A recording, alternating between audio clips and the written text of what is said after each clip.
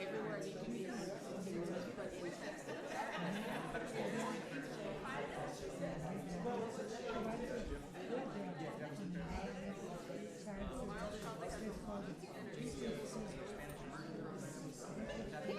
Okay. Maybe we'll be in Arkansas or something.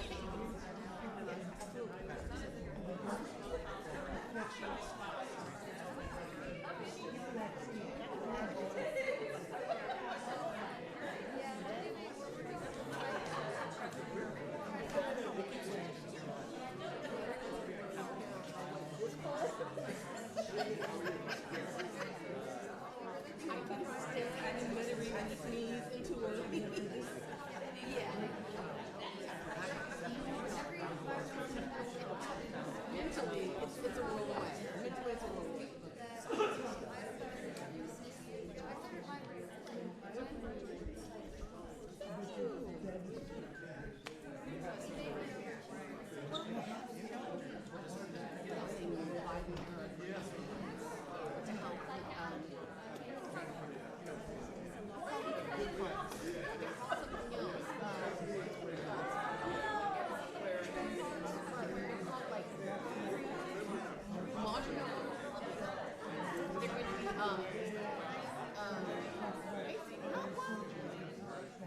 Not renovating, but like undergirding, helping to provide new plots where they like maybe their homes and putting in concrete and all whatever they need to kind of redevelop those areas. But it's going to be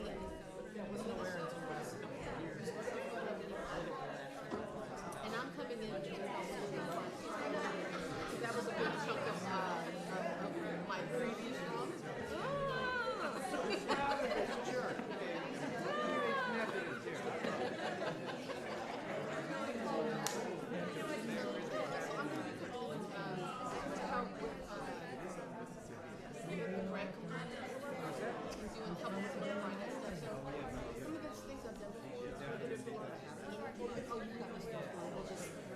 What you know is fine, and then we'll just do the rest.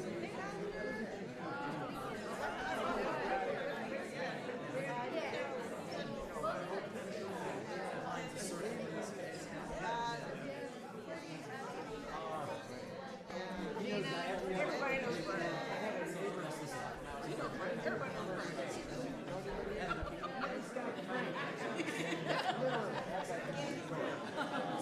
He knows that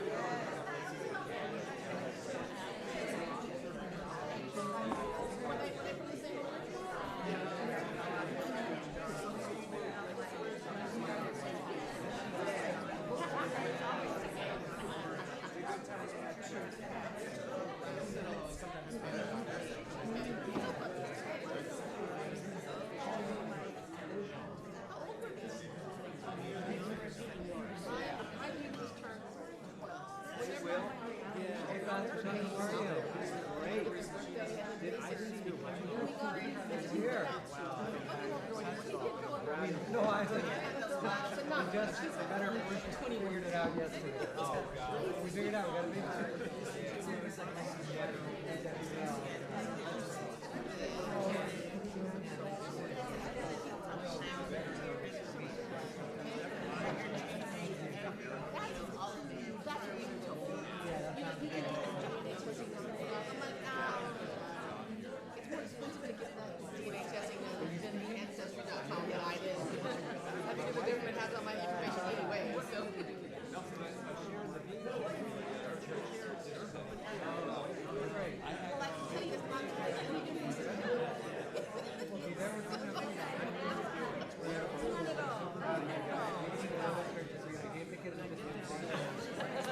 After all, no other kids there. No weekend is all guys not like they get.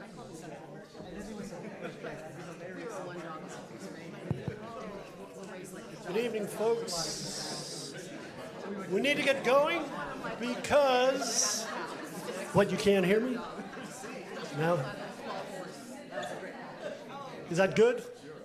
Thank you. Whoa, now it's dark.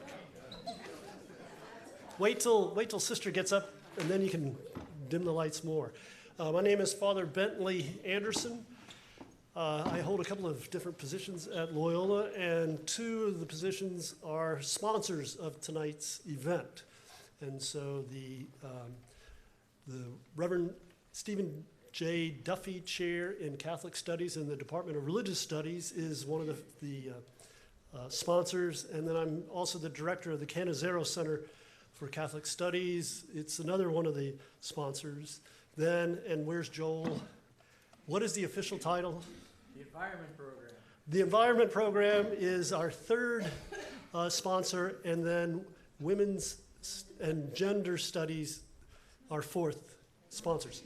I will briefly introduce the participants, and then the main show will begin. So our first speaker is Sister Ilia Delio, O.S.F. She's a Franciscan sister, a theologian, an author of over 24 books, a university professor. She holds the Josephine C. Connolly Endowed Chair of Theology at Pope Leo's University, better known as Villanova, in the suburbs of Philadelphia, and she is the founder of the Center for Christogenesis. Did I pronounce that right? It is an online educational resource promoting the vision of the Jesuit Teilhard de Chardin, as well as the integration of science and religion. So Sister Delio will be speaking first. Our second presenter is Sharon Lavigne. She is a Louisiana-based environmental justice activist, has focused on combating petrochemical expansion in that famous corridor between here and Baton Rouge, better known as Cancer Alley. Sharon is the 2022 recipient of the Latari Medal, which is the most prestigious award given to a U.S. Catholic. That is, it's given by the University of Notre Dame, and it's been given since I think the 1880s. She's the recipient of the Goldman Environmental Prize in 2021 and has been named with Time magazine in 2023 Time Climate Reality, which was also given to Al Gore at the same time, right? And 2024 Times 100 most influential people. Our moderator, and this is it, I'm done. Our moderator is Professor Ann Daniel of the Religious Studies Department, and so a fellow colleague, and my voice is terrible, so I figured that Ann would be a better host. So with no further ado, Sister Delio. And then just speak to the guys, because they'll dim and all that stuff. Speak to the guys, okay. Guys, if you could just lower the lights just a little bit dimmer. Well, hello, everyone, and it's great to be with you this evening at Loyola University in New Orleans. It's a lovely campus here, a little warm, freezing in here, but we're good. What do we live for? It's a great question in our own time. I would like to live to be able to turn my slides, but I think I'm going to have to go this way. Let's see. There we are. Technology. Technology in a world of global warming, environmental destruction, war. Where are we going? I have no idea. Do you? With technology? And yet we find ourselves rather all over the place. We're concerned about the earth. We're wondering what our friends are doing on social media. We're consumers to the core. In fact, you know, the fact is we live in an Anthropocene era, and our ecological footprint is now 23% larger than what the planet can regenerate. If everyone were to live like a North American, it would take about 6 planets. This is an unsustainable situation. And yet, we keep going. Amazon's doing very well. We keep buying. I wonder, how did we get here? So I'm a theologian, primarily, and I'm interested in the condition, like, how did we get here? Now, there's 2 things I'm going to just, you know, my little talk this evening has 2 main points. 1, we need a new story. 2, we need a new God. And those 2 things are related to one another. Now, the Christian story, I'm not going to go too far afield here, but, you know, basically it, you know, emerged in the Middle Ages in its nice, neat, nice shaped form with God as creator and the earth here at the center, with God above, earth in the middle. This is the Ptolemaic universe. It worked well, you know, in the 2nd century AD. We still have a theology that's based on this cosmology. But, you know, the fact is, the more we kind of kept God up there at some place, you know, above heaven, and we're here, when modern science came along, they said, well, we don't need that God anymore to explain how things work. Now we can have, you know, scientific tools and mathematical measurements. And so we began to discover that the Earth is moving around the sun. You know, it's no longer static, that it was really a heliocentric universe, not geocentric. The church was not happy with that, since that seemed to go against what Genesis was saying. And then we had sort of the nervous Nelly of René Descartes, you know, wondering how he could know anything for certain if the Earth is moving. So Descartes, in a sense, developed what we might call a dualistic way of knowing. He split the mind and the body, matter and spirit. And this is a very, very brief hand to say we kind of built a world on the stuff of matter because it was just stuff. I mean, you can do with it whatever you want. It has no meaning, no inherent meaning, no intrinsic value. You can splice it, dice it, throw it out, pulverize it. Mind is what matters, right? So, you know, we kind of made our emphasis on mind, on the spirit, you know, to have spiritual perfection. Basically, we became undone, I think, over the last, 5 to 6, 700 years. I don't think our ecological crisis is at all a modern crisis. I think it begins in the end of the High Middle Ages. It kind of takes flowering in the Renaissance, and it kind of comes to its fruition in the 20th century.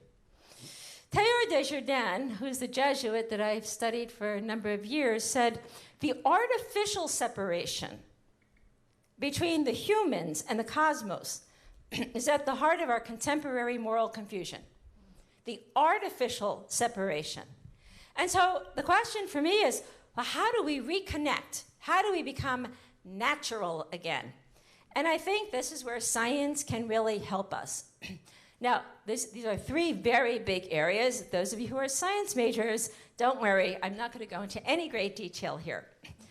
But we live in a wondrous universe, truly marvelous.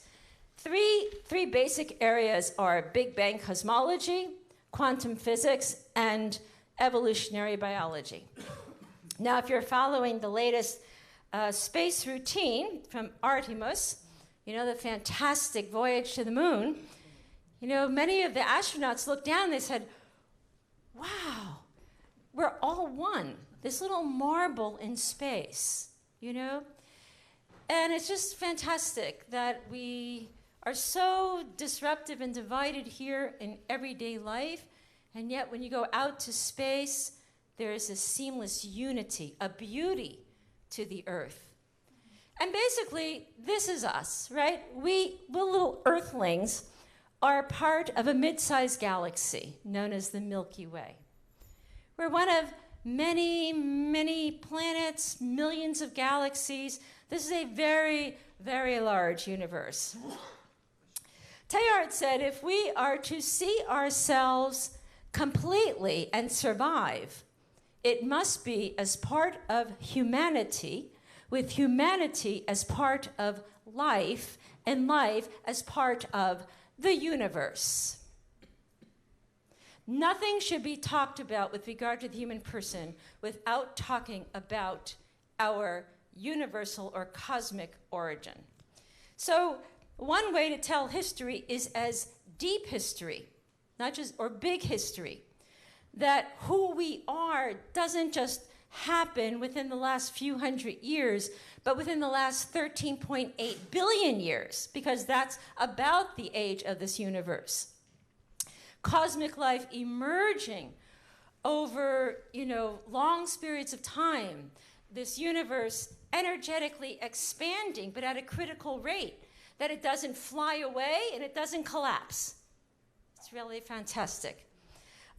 Biological life, you know, happening on this terrestrial little sphere, this rock that we're on, and then human life emerging over time. Now, that big picture is now accompanied today by a very small picture that says, you know, Aristotle talks about matter and form, but physics is telling us that the stuff of life is really not what we think it is. And we can thank Albert Einstein, you know, because he was a thoughtful person who never stepped a day in a lab, you know, did an experiment himself. But, you know, what Einstein realized is that there's no such thing as absolute space and absolute time. Isn't that really fantastic? Even though we measure everything in terms of space and time. Time sort of flows not at a fixed rate, it's just relative to, in a sense, location. Space-time is really this whole thing of like this kind of fluid, unfolding curvature of the stuff of mass energy. And gravity, this weightiness of the stuff, is what structures space. So the universe is more like bazooka bubblegum, you know, than Legos. And what is so interesting of this theory of general relativity is this universe that we call home is coming into being. It is coming into being. It is not there, even though these 3D pictures or these 2D pictures looks like there it is, your universe. No, this is a universal, energetic unfolding of space-time matter.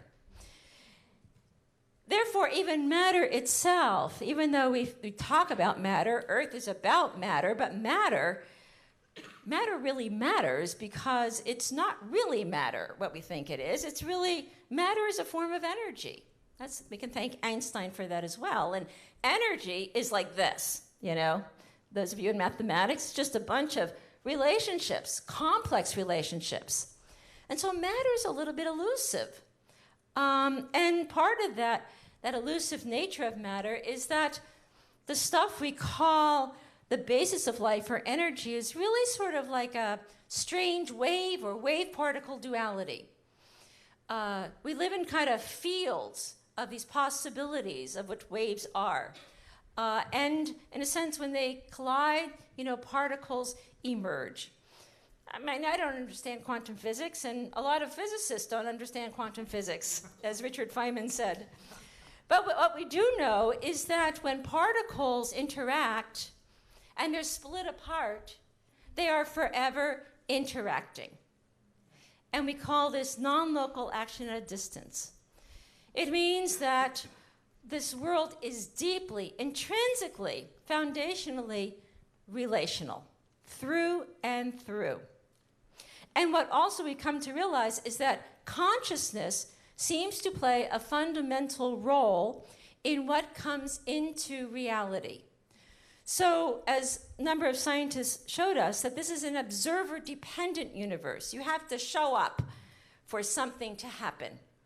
Max Planck said in the early 1920s, I regard consciousness as fundamental, and I regard matter as derivative from consciousness. We can't get behind consciousness. Everything that we talk about begins with consciousness. So there's no such thing as just matter without mind. No matter without mind. Where your mind is, there your matter goes. And so that has led some philosophers to speak about mind in everything, mind in matter, the physical universe as having mind. Mind, we can say in quarks, lepton minds, tree minds, flower minds. Consciousness is a fundamental quality now of cosmic life, according to this model of things, as fundamental as space, time, and matter itself. So mind and matter are two aspects of the same reality. That's our deepest reality. So that has led David Bohm to speak of this universe as an undivided wholeness.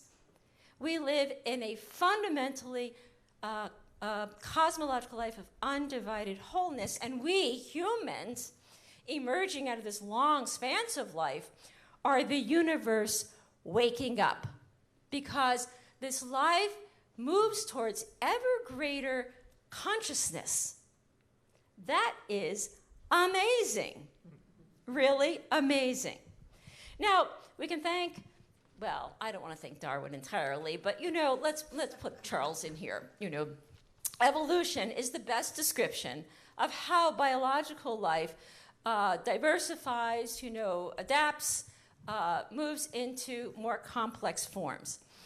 Evolution is just a process by which more complexified life forms over time as environmental conditions shift. And at certain points, new things happen. It's been that way since day one.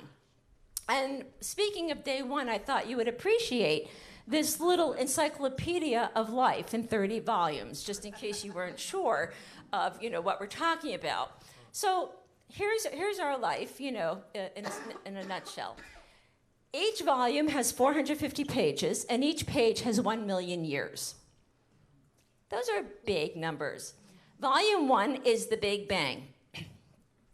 Volume 21 is the Earth. That's 20 volumes later. What was going on there? Volume 22, life on Earth. The stromatolites, the beginning of little earthlings. Volume 29, the Cambrian period. And here it gets good. Volume 30, the dinosaurs go extinct on page 385. I mean, did you ever see a dinosaur? They are huge, and yet they're one of my near cousins. That's amazing. Volume 30, the mammals appear on page 390. This is our volume. Volume 30, page 450, the last line, and the last two words are human beings, Homo sapiens. That would be us, you and I. And guess what? There's no period. It doesn't say, thank you for reading this encyclopedia. You can now subscribe to Amazon. Number one, we're in evolution. We are unfinished. And that's one of the hardest things to get our heads around, because we're pretty sure we're finished. In fact, we act like we're finished. We are being created, and we are creating. So life is constantly emerging toward newness, toward the future. And it is an irreversibility of time. Time does not go backwards, at least in this universe as we know it, unless something happens up ahead. And even better, life evolves by creative power. Creativity is written into sort of the laws of nature. Nature is very playful, it adapts, it creates, It finds tools to use. Nature is amazing, and it doesn't really need us. We need it, right? We are nature on just a higher level of thinking. So Teilhard spoke of the human as, in this emergent process, he said, governed by a fundamental law, the law of complexity consciousness. In other words, given enough time, relationships get intensified. We move into more complexified forms of life, and with that, consciousness rises. That is the state we find ourselves in today with AI. And those of you, do not take this slide too seriously, okay? There's a lot of problems here. But I just want you to know that I remember when the first hand phone was made. That's how old I am. Back in the late 70s, my phone in New Jersey was on the wall, and you could only go 3 feet with the cord. And they said, they're going to make a phone you could put in your hands. I said, that's impossible. Well, sure enough, they did. And then in the 80s, they said, they're going to put a computer in the phone. And I said, what's a computer?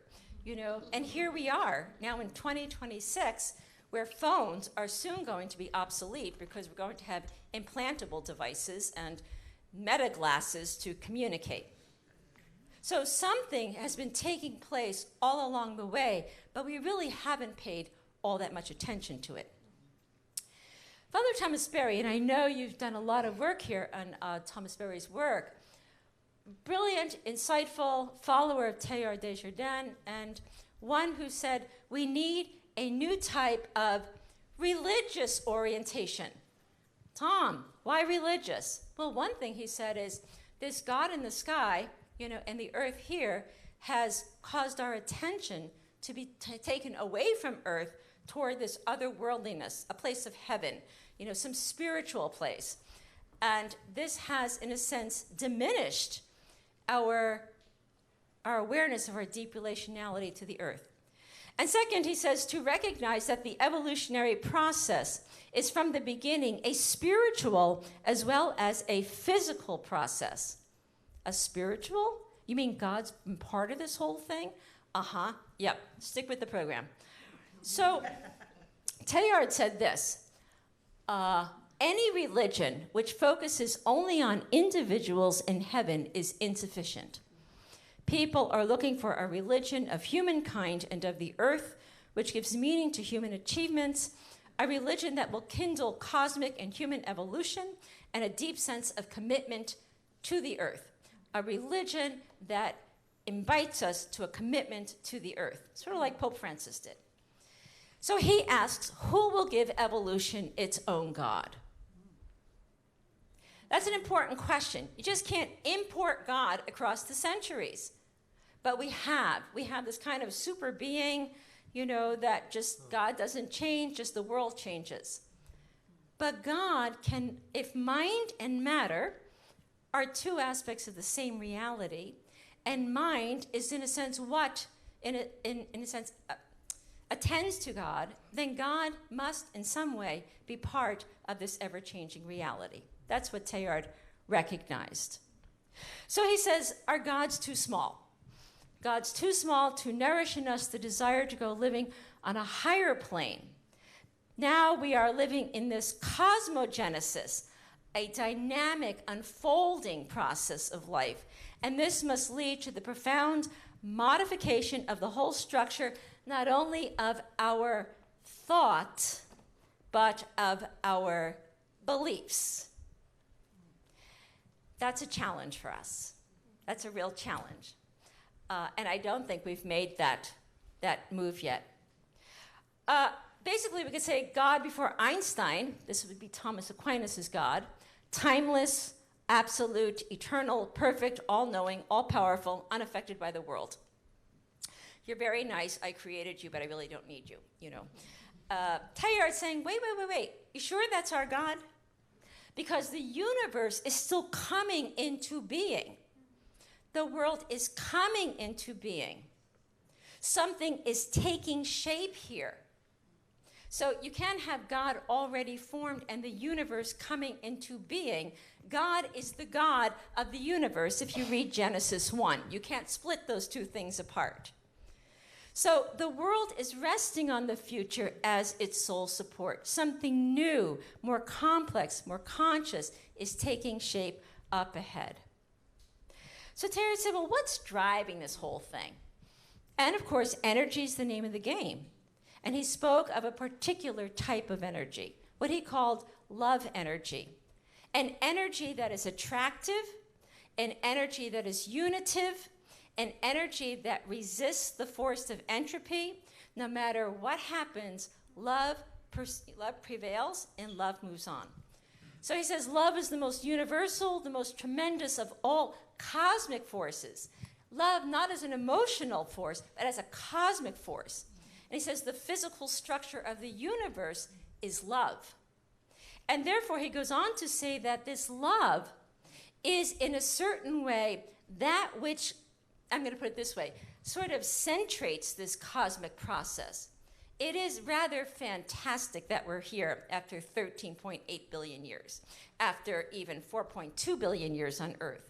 What allows this process to move toward conscious, intelligent human life? And he calls omega as a principle of love that centrates everything in love.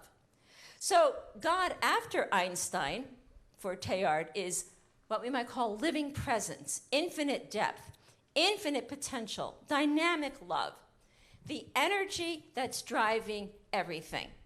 And that leads Teilhard to say, look, there grew in me a presence, as he was a paleontologist, digging in the earth, feeling the rocks and the dirt. And he says, as I'm doing that, I feel this presence. I'm aware of a deep running current which embraces the whole in which I move.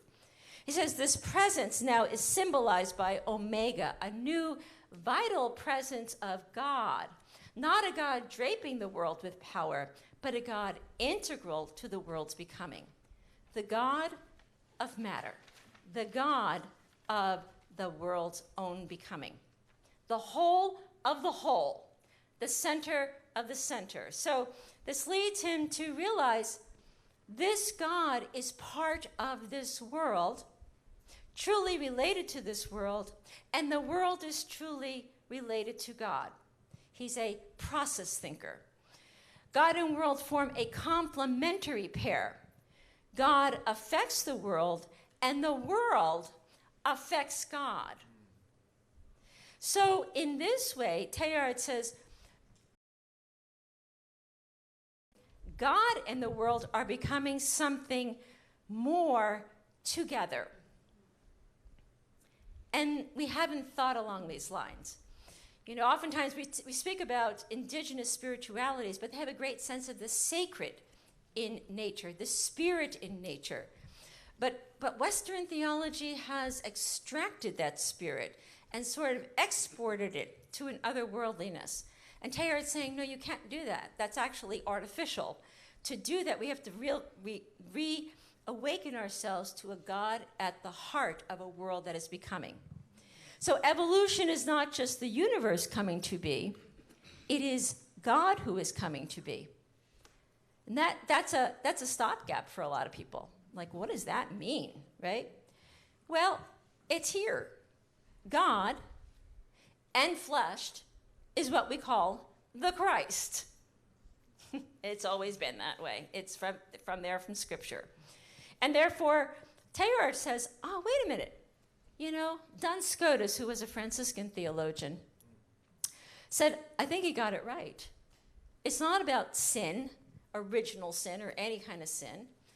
Like, this incarnational business is because love is our deepest reality, and God is love, and that love is at the heart of all unfolding material life. So Christ is first in God's intention to love.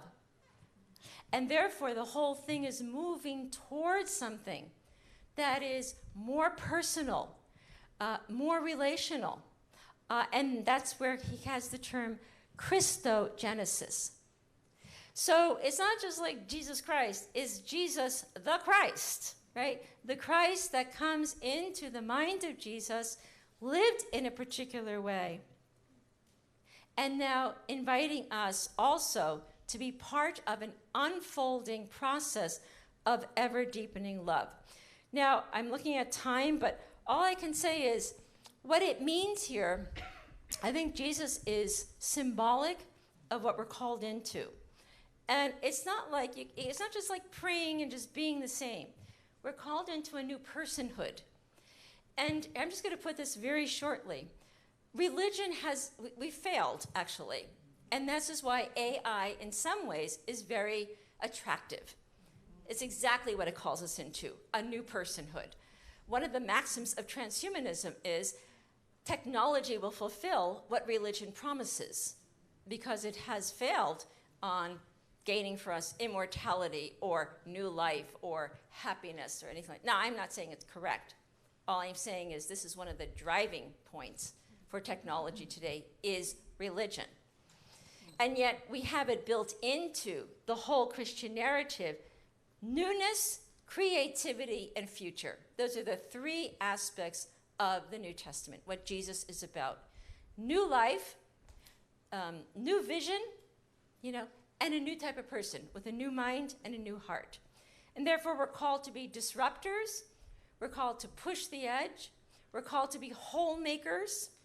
And we are called, in a sense, to heal, to be part of that emerging wholeness, and to model something of what wholeness might look like in terms of community up ahead. So it's all about death and resurrection all along the way. I think Jesus establishes the pattern, but we are to, in a sense, engage ourselves with this God within our lives, and then find within ourselves that infinite love and act from that center. Basically, if I had more time, I would just say to you that I don't think religion was ever meant to be a lot of rules and dogmas and canons. It's an invitation for a way of life. But we have to meet that God within our own lives. God as the power of love, the power of freedom, the power of the future. It's about reconciling what is broken in our lives or unhealed, finding a new center and acting from there. So we're called to be co-creators. This is our role. And we're too small. We're too small and too fearful in our lives today. I think, taking Jesus as the example is when you are at home in yourself, you are at home in that power of love that is God, and you act from a new center of freedom because you see a different world. And that's why I think Jesus says to us, new wine is to be put into new wineskins. What are our new wineskins? Or are we just old skins, hoping for new wine? And I'm just going to say this, that without us, God cannot really be a God for the world. We're not outside the view of God. We are integral to whatever God becomes or fails to become. So, in other words, God and humanity are entangled together in this ongoing relationship. So the future, if we want a godly future, then it really means finding a power and presence within the matter of our lives and realizing we are entangled together. And this is why I think, saying the evolution of God and the evolution of humanity cannot be separated. That's a Christic life, to use Teilhard's language. The Christified universe. So he sees this universe moving towards not just the Christ, but it's becoming more personal. We see that today with the internet, right? Social media has us interconnected, but we don't know what that means for us. We have no narrative around it. We don't know why we should be interconnected or what it might mean for the future of the planetary life. Teilhard was really clear. We are moving out of a stage of biological life, and we're moving into a new stage of what he calls the noosphere, the level of mind. It's a new level of the collective consciousness, the collective humanity. It's a new emerging level of Christic life. So I guess maybe 2 slides and I'll end here. The success of humanity's evolution will not be determined by survival of the fittest. Those days are over. Now it will be by our awareness of what we are and our capacity to creatively converge and unify. This is where we find ourselves today and where I find the world, in a sense, fighting against. We don't want to converge. We don't want to converge as peoples. We don't want to converge as nation states.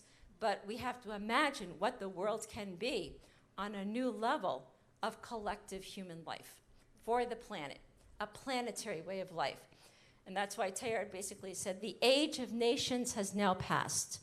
Unless we wish to perish, we must shake off our old prejudices and build the earth.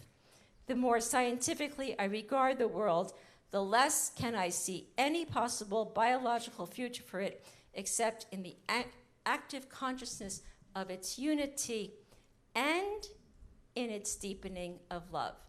For in the end, it's love alone by which we will be judged.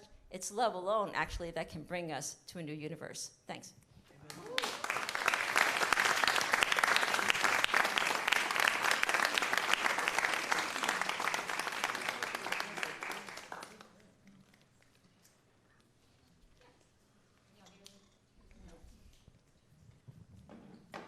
All right, that was fabulous, and that was so interesting. And just hold on to your questions for Dr. Delio. And now we're going to have Sharon Lavigne come forward and talk about her work, which is Faith in Practice. So, and then we will have questions for both of them at the end.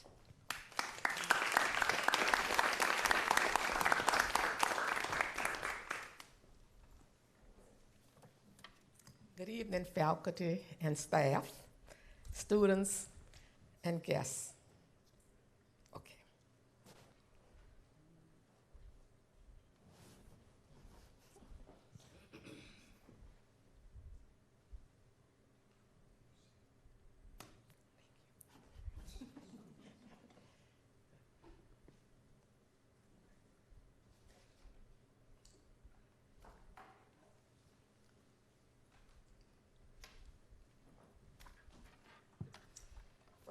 First, I would like to thank you all for allowing me to be here this evening to share not just my story, but the story of my community. I am Sharon Lavigne, the founder and executive director of RISE St. James, Louisiana. RISE is a faith-based environmental activist group dedicated to protecting people from the ill effects of the petrochemical industry here in St. James, Louisiana, and beyond. I'm a mother, a grandmother, a retired educator, and for the last few years, an environmental justice activist. But before I was even called an activist, before I donned any of the hats I now wear proudly, I was, am, and always will be a woman of faith. And it is from this place of faith that I speak to you tonight. My faith is rooted in family, in prayers, in community, and in a deep belief that God is present, not just in the church, but in the world, all around us, in the land, in the water, and in the air we breathe, and in the lives of the people we are called to love and protect. Psalm 24, first verse teaches, "The earth is the Lord's and everything in it." That truth is simple, but it's also profound. If the earth belongs to God, then everything within it, our land, our water, our bodies, our communities, it is not a commodity. It is sacred. And because it is sacred, how we treat it becomes a matter not just of policy, but of faith. That simple truth means the land does not belong to corporations, politicians, or to industry. it belongs to God. And if it belongs to God, then we are not owners. We are stewards. Genesis chapter 2, verses 15 tells us, the Lord God took the man and put him in the Garden of Eden to tilt it and keep it, not to exploit it, not to destroy it, but to care for it, to keep it. That is stewardship. And as a Christian, stewardship is not optional. It is a sacred responsibility. I grew up in St. James Parish. When I think about the land there, I don't just see soil. I see memories. I see history. I see the footprints of my ancestors. It is more than property. It's identity. It is the place where my parents raised me, where I raised my children, and where my grandchildren are now growing up. My family's roots go back generations there, generations who lived, worked, prayed, and built their lives along the Mississippi River. When I was young, the land was full of life. The air felt clean. The water sustained us. There was a sense of community, neighbors caring for neighbors, families rooted in place, faith woven into everyday life. It was far from perfect. St. James Parish is part of a region shaped by both beauty and pain. It is a part of what we once known as plantation country, defined by a rich, fertile soil that made it ideal for sugarcane farming, an industry built on the labor and enslaved Africans, whose lives and bodies were tied to that land. After emancipation, many of those families stayed. They built communities along the river. They claimed space, dignity, and identity in a place that has once denied them all three. My family is part of that history. We didn't just inherit land, we inherit responsibility. We didn't just live on that land, we cared for it. We fished in those waters. We grew food from that soil. We gathered as families. We prayed together. We cared for one another. We passed down traditions and values from one generation to the next. That land holds our collective history. It holds our stories. The land sustained us, and we in turn needed to sustain it. But over time, we watched that sacred relationship fracture. Beginning in the late 1970s, petrochemical plants began moving into the region. Plant after plant materialized along the corridor between Baton Rouge and New Orleans. One by one, they lined the Mississippi River until what was once a place of abundance became surrounded by industrial plants and refineries.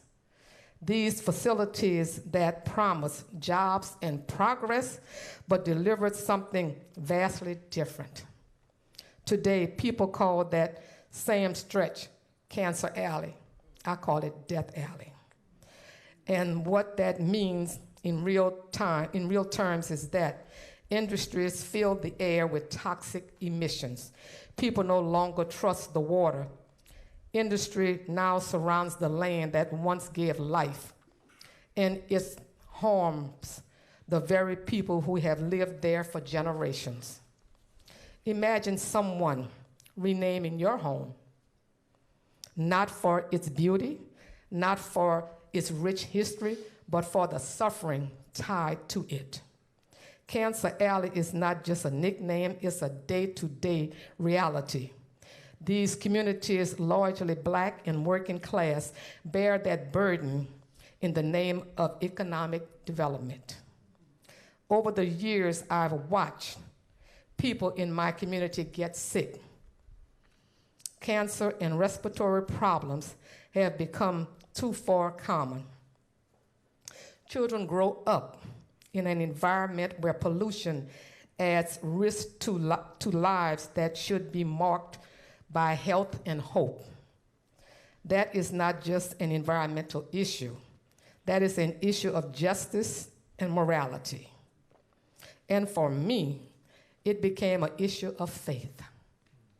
In Leviticus chapter 25, verses 23, God reminds us the land must not be sold permanently, because the land is mine, and you reside in my land as foreigners and strangers. We do not own the earth. We are all temporary caretakers, yet leaders make decisions every day that treat the earth and people as expendable. They approve policies that allow more industrial expansion in already overburdened areas. They weaken regulations instead of strengthening them. Economic systems measure success in profit, not in human well-being or environmental health. And as the result is what we see every day in places like my hometown. Communities sacrificed, land degraded, lives shortened. I can't ignore it. I couldn't ignore it. In 2018, I sat on my porch, feeling overwhelmed and defeated. I tried. I was tired, and I tried.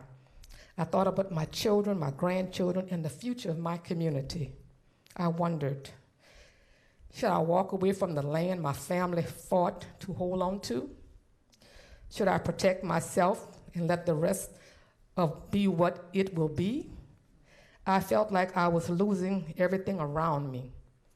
The health of my community, my own health, the basic sense of safety that you associate with life in a small town. I was afraid. So I did what I had been taught to do ever since I was a child. I prayed. I prayed and asked God a simple question. Should I leave? And God said no. What I felt in my spirit was not a call to run. It was a call to stand, a call to fight. I grew up in a Catholic life household where we didn't just talk about faith, we lived it. We prayed the rosary together. We went to church together every Sunday. My father believed deeply that prayer changes things, and he instilled that belief in me from an early age. I too believe that prayer can move mountains, but it is not the end of the story. Prayer is the beginning. Often we expect our prayers to bring immediate relief, but God doesn't always work that way sometimes. God answers prayer by changing our circumstances. And sometimes God answers prayer by calling us to change them ourselves. That day on my porch, God did not remove my problem. God gave me a purpose. God revealed my calling, a call to stay, to speak, to fight for myself, for my own life, for the future. It was a call to love my community, not just with words, but with action. That call changed my life. I didn't set out to be an activist. I was a teacher, living a quiet life, looking forward to retirement and tending my garden. But faith can disrupt our plans. Divine love does not leave us where we are comfortable. It calls us into service, into responsibility, into justice. I didn't fully understand what it would require back then. I didn't know if anyone would even listen to me. It meant speaking up to powerful corporations. It meant engaging political and regulatory systems that too often place industries, interests above community health. It meant telling the truth when it would be easier to stay silent. But that is how God answers the prayers of the faithful, not with a direct fix, but with courage, with a willingness to act, with an inability to accept injustice. It reminds me of the story of David and Goliath. David was not the obvious choice. He was not the strongest. He did not have an armor or weapons like Goliath. He did not have the power or status, but he had faith. He stepped forward anyway. He had the courage to stand in front of something that seemed impossible and say, "This is not right." That is what that fight feels like. On one side, you have powerful industries, multiple billion-dollar corporations, supported by laws and political systems that often prioritize profit over community. On the other side, you have communities like mine, families who simply want to live, to breathe clean air, to drink safe water, to live on land that is not toxic. Communities like mine standing up and saying, our lives matter, our health matters, our homes, churches, and school matters. That is what environmental activism look like in St. James Parish. It is bigger than politics. It is personal. It is a spiritual crisis. Because when parts of creation are sacrificed for profit, when certain communities are deemed expendable, we are not just harming each other, we are disrupting our relationship with God. Rise St. James, Louisiana advocates for change. We fight against the expansion of petrochemical plants. We push for accountability. We speak out against policies that allow harmful emissions to continue to be unchecked. Policies that allow permitting to overburden communities, rollback of environmental protections, and economic incentives that attract industries without fully considering the long-term health impacts on residents. Policies and decisions that are not normal, that have real consequences that are not shared equally. That is why people call the work of Rise St. James, Louisiana, and other organizations like ours environmental justice. We highlight who bears the burden and who benefits, and why so many communities like mine become sacrifice zones. Through Rise St. James, Louisiana, we educate our community, we organize, we raise awareness, we stay grounded in faith and love, not in abstract love. The kind of love that refuses to accept injustice as normal, the kind of love that Christ taught, the kind of love that faith demands. For me, this is not just activism, it is a stewardship, answering a call to protect creation and to speak up when it would be easier to stay quiet, to stand up when it would be easier to sit down. That is what I have tried to do, not because I'm fearless, but because I trust God. There are days when this mission is hard, when progress feels slow and the system feels too big. I felt doubt and exhaustion, but in these moments, I remember this. God did not bring me this far to leave me. And the same is true for my community. In those moments, I remember the power of persistent prayer. I think of Luke 18.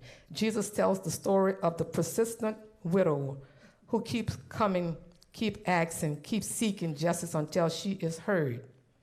It reminds me that faith is not passive. It refuses to give up. And that is how I try to approach this work. Not with despair, but with determination. Because we serve a God who hears, a God who sees, a God who responds. Even if you don't live in Cancer Alley, you are part of our history through the air we share, the policies we share, and the moral responsibility we carry. Colossians chapter 1, verses 16 reminds us, "For in him all things were created, things in heaven and on earth. All things have been created through him and for him." All creations belong to God. So caring for the environment is part of our shared responsibility as Christians. Stewardship isn't only about where you live. It's about how you live, what choices you make, what research you pursue, what policies you support or challenge, and whose stories you take seriously. What does your faith call you to do? When we care for creation, we are not just being responsible, we are being faithful. When we stand with communities that have been marginalized or overburdened, we are living the gospel command: we love our neighbor. I believe this moment is asking us to reconnect to God, to one another, and to the earth. To recognize that we are not separated from creation, but part of it.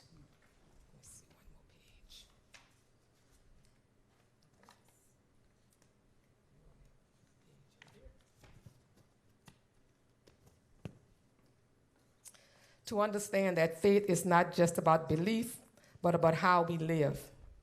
And to trust that even in the face of great challenges, divine love is still at work. I often think about what we will pass down to the next generations. Will it be safe land, clean water, a breathable air, or the dire consequences of decisions made without regard for human life? That is what it is at stake, not only in St. James Parish, but in the communities and across the country. For me, this is about legacy, what we choose to protect and what we leave to those who come after us. This has to be about more than policy. As a nation, as a people, as human beings, the divine entrusts us with the care of this planet. We are at a turning point. We will be good stewards and answer the call.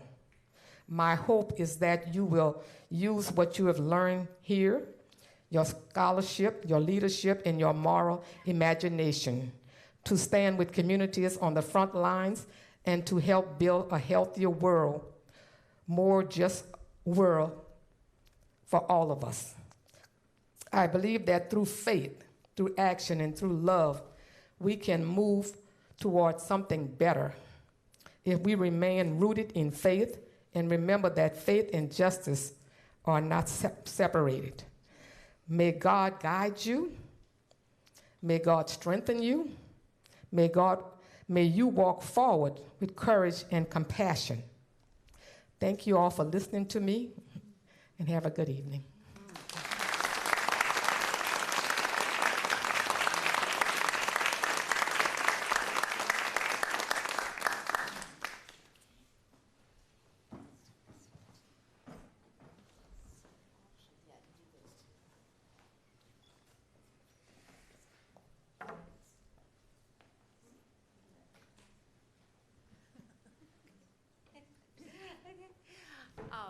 Okay, so wow.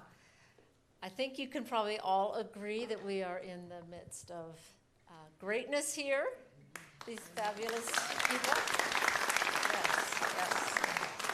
And I want to make sure you all have time to ask questions, so I'll just ask a brief question.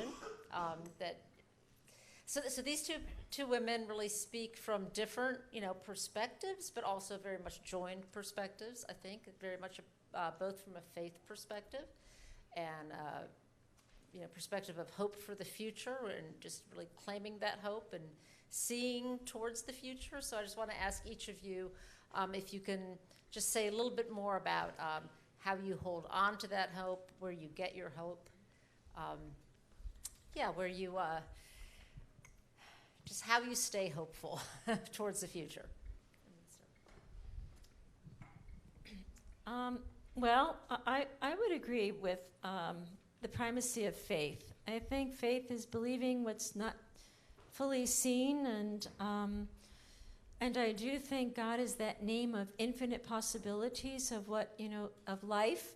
One of my favorite lines is, "I have come that you might have life and have it to the full," John 10:10. And therefore, my hope is that I can reach out to what is not yet fully realized, and I can be part of what is possible. If I didn't have hope, I wouldn't have anything to live for. And I think hope is what we live for. It's our passion for life. So my hope is in the promise of God, and I think the vision of what this world can become: a new heaven and a new earth, a transformed earth. One of love, compassion, care, and unity. And that's my hope.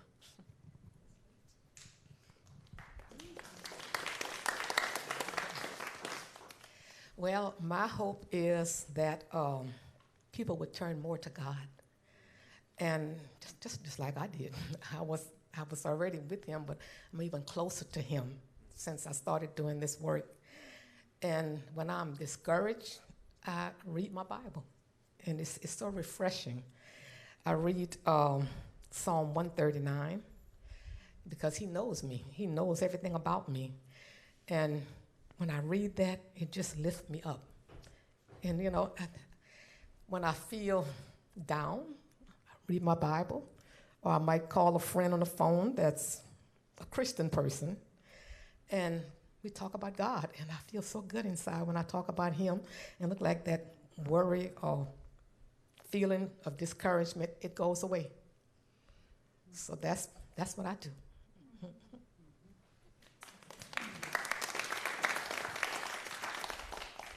Okay, so I can't really see you all there, but if I will come forth with a microphone if there are some questions.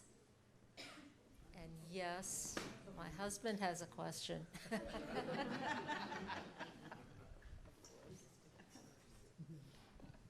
Thank you, and thank you both for the lives you've lived and inspiration you are in the field of theology and right here in our home state. We're so grateful for you, Sharon, Miss Lavigne, for your good work and witness. I wanted to ask the professor, this is maybe a little tangential, but I can't ignore it anymore. Your exploration into AI. And I've heard you mentioned, and I may get this wrong, and I'm sure you'll correct me, finding God in AI, because AI is the new infinite, and we're the finite, and so we look for this infinite to pull us forward. So I'd like to hear you speak on that, and I think maybe I would just phrase that by it's very clear to me from anyone I listen to that AI is about to obliterate many things about life. That when I hear that language, it's helpful for me to hear your language on that, but I think AI has no moral or ethical, or in its, as Sharon's term, moral imagination. It doesn't have a moral imagination that I'm aware of. So I just would love to hear you speak to that. Sure, yeah. Is this thing on? Yeah. Well, right. AI is a tool. I mean, AI is something we build. We humans build it. And therefore, I think it is extended mind. I think it's extended information of our mind. And therefore, I think AI is a mirror of us. I don't think it's anything in itself, but I don't think we recognize ourselves in the mirror. And that's what's very interesting. And so I do think it's all over the place in some ways. It has no moral imagination in itself, because it's waiting for us, in a sense, to become something. So AI needs a shaper. It's very good. It's very good on information. But to put this in the question that you originally asked, Teilhard de Chardin, in his essays on the future of man, spoke of the noosphere. And he said, computer technology now links brains globally. We're linked in a way we have never been in the whole history of humanity, biological life for that matter, and he called this noosphere a new level of humanity. And what he thought is that as we link together, we can, in a sense, create a new type of humanity together. But it can't do it. So he said, AI in itself cannot achieve, in a sense, a new type of whole, a new holism. It needs love. It needs compassion. It needs other values. And therefore, AI can't really run efficiently into the future without spirituality, without an inner life, without a sense of knowing, being at home in oneself. And actually, as I was listening to Sharon, your whole work comes from your deep faith, and that deep faith is being attentive to the presence of God in your life. There's something about that. So one way to put this is why AI is all over, because we are psychically split, literally, if you use Jung's terms. We have split, our energies are split, we're in opposing conflict within ourselves and among ourselves. So AI cannot heal that. Only we, and I think the power of faith and a power of recognizing there is a presence within us. However you want to call that presence. You don't have to be religious. You can call it the one, the psychic, the collective unconscious, the ground of being itself, but there's something within us that is not subject to technology. And we have to be attentive to what that is if we are to move forward with technology in a fruitful way. To use Teilhard's terms, if we are to, in a sense, use technology to build up this Christic universe, or this love unified universe, where the unity itself becomes ever more this presence of God. God is the name of wholeness, or the name of that unified love, that relational love. That's what he's saying there. You're not going to find God in the computer by any means, It's really about us. AI, to me, is about the human. And I think we have not taken a sufficient look at ourselves to know, why are we building this? What do we see in this mirror of AI? And what needs to be attended to? And that's why I think we have some work to do. Yeah. I know that Sharon has to leave soon, and so this question is for Sharon. How can we help you? What can we do to support you and Rise St. James?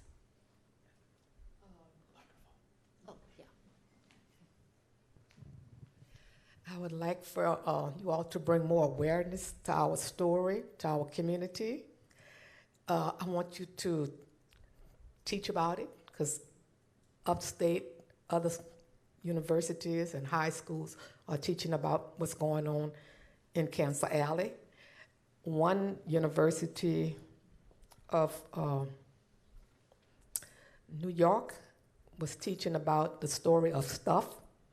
We did a little sketch, and it was an animation, and it was about where I came from and what I did when I was a little girl, and as we got older.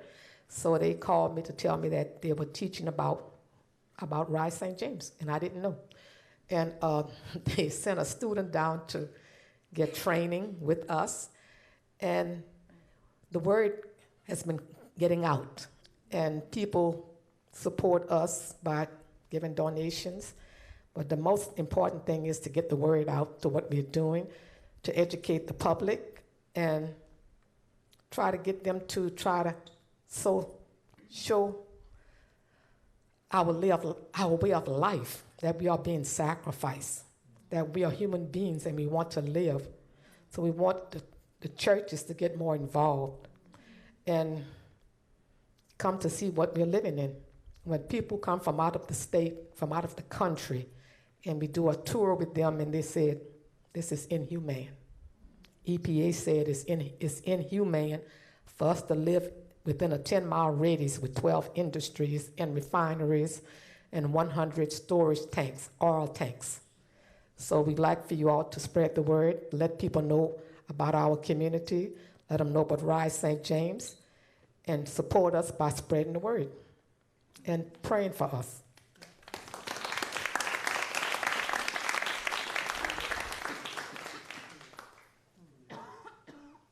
Is there one more question for Sharon from the audience right now? And then because then she has to go.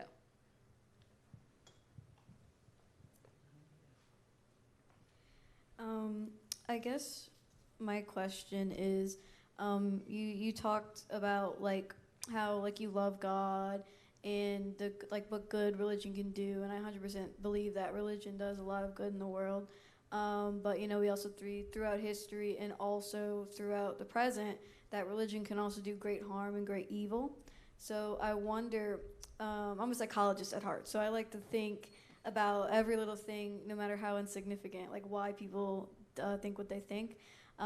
So I wonder how, you know, you can say, you know, God called me to help my community, but, you know, maybe someone else can say, you know, God called me to, like, fight for land and then therefore, like, end up being, like, murdering people or leaving people homeless, or continuing to marginalize, like, communities. And like, you know, when we talk about God, you can't really like, you know, we can't prove, you know, yeah, God said this to someone, so we can only really take their word for it. So when someone says two opposite messages, how can we say like, which one is the truth? And I guess also like, if God is all good, wouldn't that also in turn make him all evil as well? Not to say that like he is evil, but you know, if it's like, if God is everything, wouldn't God also be evil as well? So you're trying to say if God is good and he's evil too? Is that what you mean? Well, I'm not like, I'm like trying to, I guess, grasp, like you have, like we're saying this, like the same God, you know, is telling people to do very different things. So like you're being called to like protect the environment and so called, but like the Crusaders, for instance, or something, were told, you know, by like they said they were told by God to go and like raid and kill these people. So like, what do you think? I guess like, what do you think of that? Well, I think that I grew up as a Catholic. I grew up in a faith home. My parents, we talked about God all the time. We talked about the Bible. We talked about the stories in the Bible. And I grew up on that faith, believing in God. And I know that bad people and good people, but I know God don't want you to kill other people by putting industries in their communities, and they breathe in the bad air, and they're getting cancer, getting asthma and different types of things I haven't even heard of. And the chemicals that I learned about, I know God didn't mean for us to breathe those things and for us to die at an early age.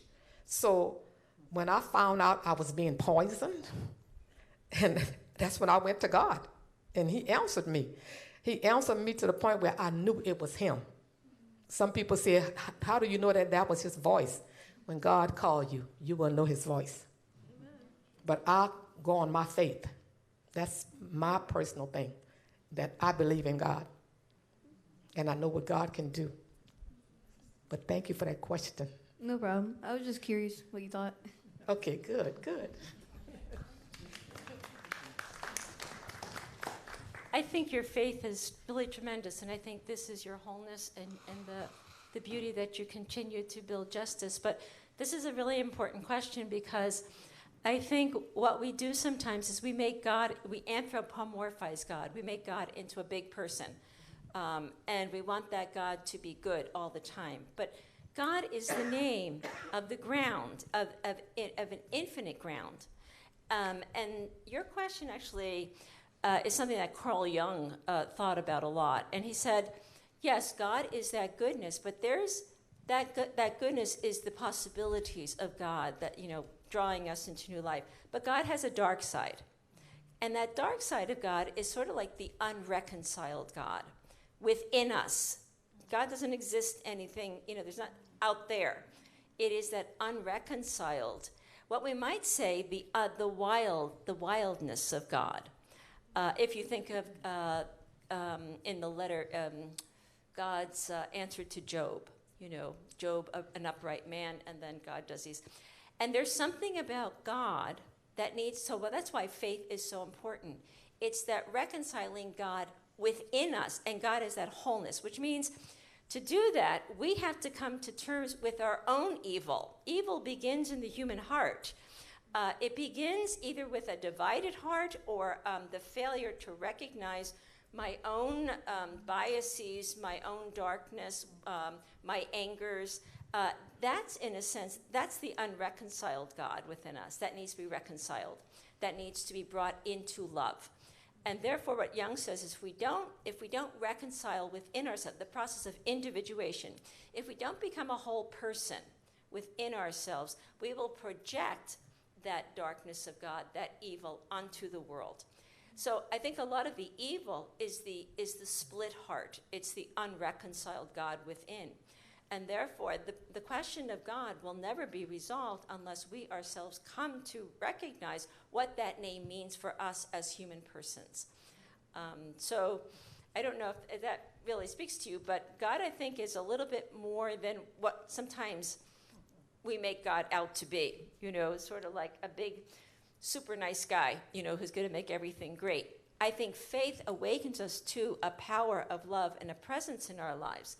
And that's where, Sharon has gotten her passion and the conviction, of doing what you're doing, which is amazing, which is so amazing work. But you have dealt in your own life.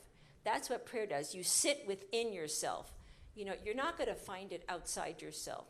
Unless we come home to ourselves first, we will not come home to one another in this world. So, yeah.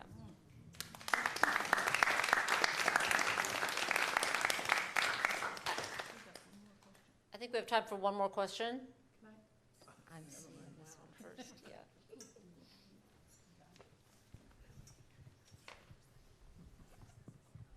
I just want to say thank you so much to you, both of you. You're amazing. You have interesting, different, dynamic opinions. Something I wanted to bring up is, do you believe that each side of the spectrum has something to do with the lack of connection and love deeply within humanity, in the way that we're okay with hurting others because it benefits society, and also in the way that we need connection, we want it so badly, but we have to find it outside of ourselves in order to make it work? I'd love to hear your opinion on both of you ladies. Yeah, so I'm sorry, could you just say the first part of your question with regard to love? No, it's okay. So the first part was, do you believe that on your side of the spectrum, we're so lacking in connection that we don't care about harming others for the benefit of society, globalism, benefiting monetarily, and hurting, literally hurting, creating toxicity in our farmlands, in our community? And then also in the way that we've lost community, we've lost connection, so we're creating different sides of the spectrum. Right. So again, I think, I'm going to go back to that, all that we're seeking within the world has to begin within ourselves. If we find that, like Meister Eckhart would say, the eye with which I see God is the same eye with which God sees me. Or Catherine Jenner, my me is God. There's a godness to each one of us. And we have to, when the deeper we go into God, the more we see the world in its unified way. The more we are, by God we mean the more we enter into this, it's a level of consciousness and awareness that goes, it's an integrative level of awareness that moves into a level of unity, that moves into a level of compassion. But it has to be found here. And I think the hardest work of solving the world is solving the brokenness of the heart. In other words, there is something so deeply fractured within the human person. That's what I'm trying to say.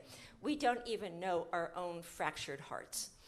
And because of that, we continue to project them out into the world in many, many different ways, either by building, this toxic chemicals or, living in worlds of abstraction, however we do that. But the key, I think, to all that we're talking about when we talk about prayer is the love that we're talking about is not an emotion. It's being at home in oneself, one's own wholeness. And the more you go into yourself and find that wholeness, the freer you will become to stand in the feet of justice. That's the whole thing. Are we willing to really risk our lives like Sharon is doing, for the sake of a new world, a just world? We're too small. We want to protect ourselves all the time. And we want to be part of something, but we don't want to be wholeheartedly part of something because we're not sure what this is going to mean for me. And when we are rooted in that God within, we no longer ask those questions. It comes spontaneously. That love of God flows through us now like a fountain into the work of our hands and our feet and our eyes. So I think we have work to do on healing the fractured and the shattered human person today.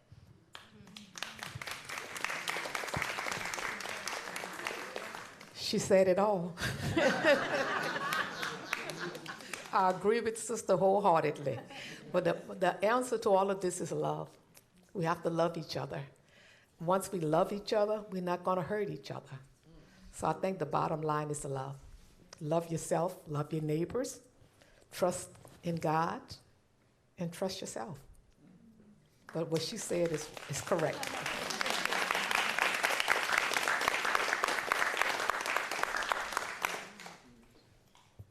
All right, let's give them a round of applause. Again, thank you for being here tonight.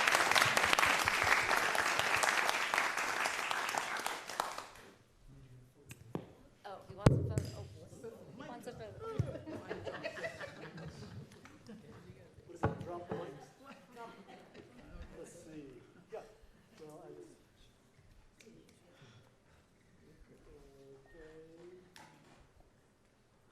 Thank you.